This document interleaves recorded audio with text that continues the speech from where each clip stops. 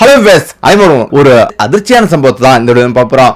ஈரான்ல ஒரு கிராமத்துல நடந்ததுதான் இந்த சம்பவம். ஆயிஷா என்பவ இதுவரையிலும் சியா முஸ்லிம்கள் எப்படிலாம் இருந்திருப்பாங்கன்னு தெரியாது. இப்பதான் ஒரு நாள் அவரோட தோழி கூட சேர்ந்துகிட்டு அந்த கூட்டத்துக்கு போறா. அது ஒரு முஹரம் நாள்ல கரிபான்ற ஒரு விஷயம் நடக்கும். அங்க போறா, அங்க ஒரு பெரிய கூட்டம் நடக்குது. இப்பதான் திடீர்னு எல்லாருமே சேர்ந்து விளக்க அணைங்கன்னு சொல்றாங்க.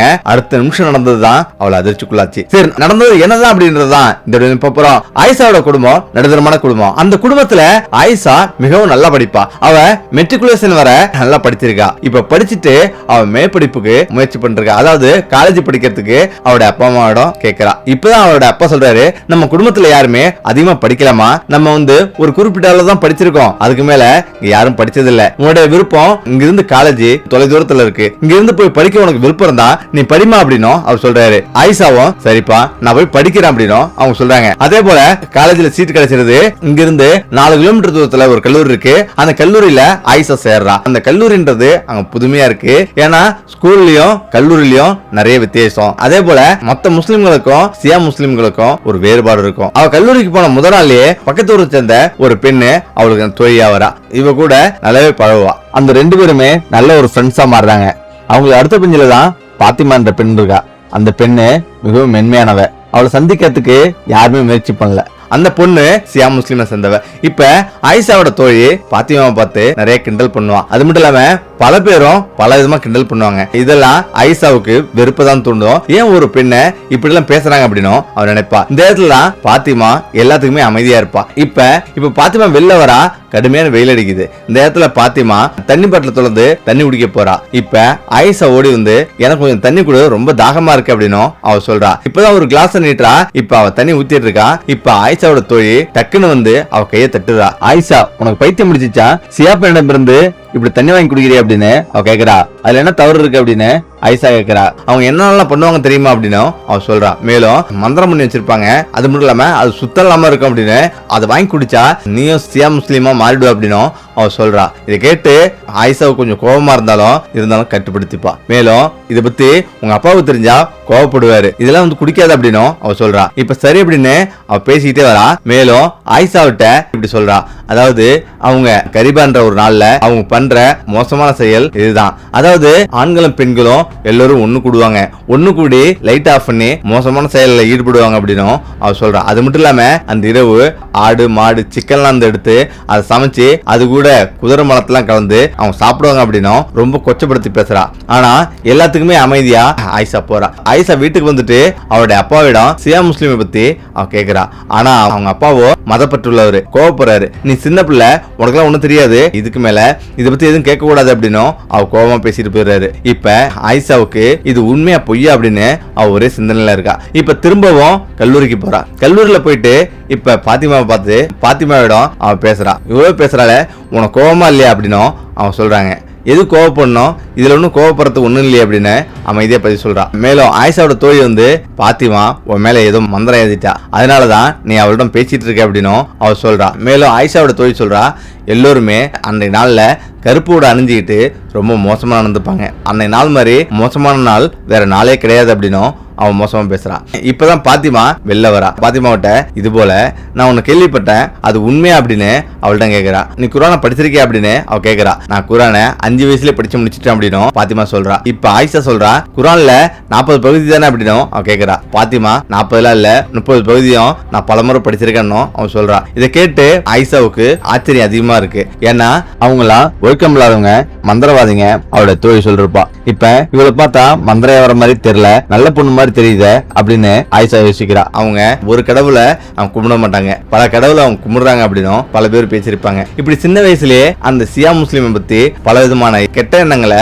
அவங்களுடைய மனதில் விதைச்சிருப்பாங்க. இப்ப மேலும் கேக்குறா, இது போல நீங்க பல கடவுளையும் கும்பிடுவீங்களா அப்படின்னு அவ கேக்குறா. பாத்திமா சொல்றா, நாங்க பல கடவுள் எல்லாம் கும்பிட மாட்டோம், ஒரு கடவுள் தான் கும்பிடுவோம். 12,500 தூதுவர்கள் இருந்திருக்காங்க, அவங்களையும் நாங்க வணங்குவோம் அப்படின்னும் அவ சொல்றா. இதை கேட்டு ஆயிஷாவுக்கு கொஞ்சம் சந்தோஷமாகுது. அவன் மனதுல ஏதோ ஒரு பாரம் இருக்கு. மேலும் நீங்க எல்லாருமே ஒண்ணு கூடி ஏதோ கெட்ட விஷயங்களை செய்வீங்களா அப்படின்னும் அவ கேக்குறா. அப்ப பாத்திமா சொல்றா, மொஹரம் அன்னைக்கு இந்த மாசம் 10ஆம் தேதி மொஹரம் அன்னைக்கு கரிபா நடக்கும். அந்த கரிபாவில் நீ கலந்துக்க. அன்னைக்கு உனக்கு என்ன நடக்குது தெரியும் அப்படின்னும் அவ சொல்றா. இதை கேட்டு ஆயிஷாவோ அதிர்ச்சி ஆகுறா. நாங்க வரன்னு தெரிஞ்சா என்னுடைய அப்பா என் தலையவே வெட்டிடுவாரு, அதனால நான் வர முடியாது அப்படின்னும் அவ நினைக்கிறா. நீ வந்து பார்த்தா தெரியும் நாங்க என்ன பண்றோம் அப்படின்னு சொல்றா. இப்ப சரி அப்படின்னு அவ வீட்டுக்கு வந்துடுறா. வீட்டுக்கு வந்து பிரார்த்தனை பண்ணிட்டு அவ பல விதமா யோசனை பண்ணிட்டே இருக்கா. இப்ப வெளியில இவங்களை பத்தி வேற வேற மாதிரி ஏதோ கட்டுக்கதை சொல்றாங்க.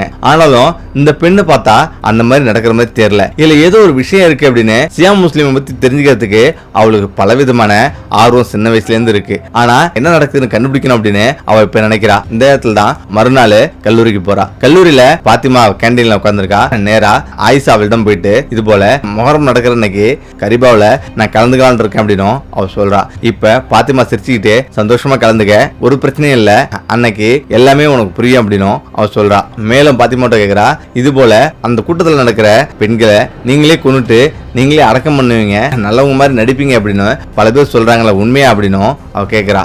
அதுதான் நீ அன்னைக்கு வந்து பாரு, எல்லாமே உனக்கு புரியும் அப்படின்னும் அவ சொல்றா. அவங்க 2 பேரும் வீட்டுக்கு வந்துடுறாங்க. இப்ப 10ஆம் தேதி அன்னைக்கு மொஹரம். அவளுடைய அப்பாவிடம் கேட்கிறா, என்னுடைய கல்லூரி தொழி அவ கடவுளிடம் பிரார்த்தனை பண்ணோம், நீ வா அப்படின்னு என்ன கூப்பிடுறா, நான் போயிட்டு வரட்டா அப்படின்னும் அவ கேட்கிறா. அப்ப அவர் என்ன சொல்றாருன்னா, சந்தோஷமா போயிட்டு வாமா, என்னுடைய உதவி தேவை அப்படின்னா என்னை கூப்பிடு, நானும் வரேன் அப்படின்னும் அவர் சொல்றாரு. இல்லப்பா நான் மட்டும் போயிட்டு வரேன்ப்பா அப்படின்னு அவ சொல்றா. இப்ப மறுநாள் பாத்திமா சொன்ன அந்த கரிபாவுக்கு போறா. வெளில கிளம்பி வரா. பாத்திமாவுக்கு ஃபோன் பண்றா. ஃபோன் பண்ணி இந்த இடத்துல நிக்கிறேன், அங்க வா அப்படின்னு சொல்றா. அதாவது அவங்களுடைய ஏரியாவுக்கு இவங்க போகவே மாட்டாங்க, இவங்களுடைய ஏரியாவுக்கு அவங்களும் வர மாட்டாங்க. இப்ப அவங்க இருக்கிற அந்த தெருவுக்கு நுழையிறா. அவன் நுழையும் போது ஒரே அமைதியா இருக்கு, பாக்கிறதுக்கு கொஞ்சம் ரொம்ப திகிலா இருக்கு. இப்ப அவன் மனதுல பல விதமான எண்ணங்களும் இருக்கு. நம்ம வர்றது சரியா, நம்ம இப்படியே ஓடிடலாமா, இல்ல அங்க போய் ஏதாவது நடக்குமா, அவங்க சொல்றதெல்லாம் உண்மையா இருக்குமா அப்படின்னு அவன் பல விதமா யோசிக்கிறா. இப்ப அந்த இடத்துக்கு பாத்திமாவும் வரா. இப்ப பாத்திமாவை சந்திச்சு போலாமா அப்படின்னு அவ கேக்குறா. பாத்திமா கருப்பு உடையில பர்தா வந்து அடைஞ்சிருக்கா. இப்பதான் பாத்திமா சொல்றா, கரிபா நடக்குது, இந்த ட்ரெஸ்ல வந்திருக்க, இந்த பர்தா வந்தானே கருப்போட தான் அணிஞ்சிட்டு போனோம் அப்படின்னும் அவ கொடுக்குறா. இப்ப அந்த பர்தாவை அணிஞ்சு 2 பேரும் ஒரே உடையில அவங்க போறாங்க. இப்ப அவ போயிட்டே இருக்கும்போது அவளுக்கு மனசுல பலவிதமான எண்ணங்கள் தோண்டிட்டே இருக்கு. இதே துடிப்பும் அதிகரிச்சுட்டே இருக்கு. நம்ம போறது சரியா, இப்படியே நம்ம போயிடலாமா அப்படின்னும் யோசிச்சுட்டே போயிட்டு இருக்கா. இந்த இடத்துல அவ தொலை தூரம் போயிட்டு இருக்கா. இப்ப அங்க பெரிய பெரிய போர்டு எல்லாம் வந்து வச்சிருக்கு. அந்த போர்டெல்லாம் பார்த்துட்டு அவ நடந்து போயிட்டு இருக்கா.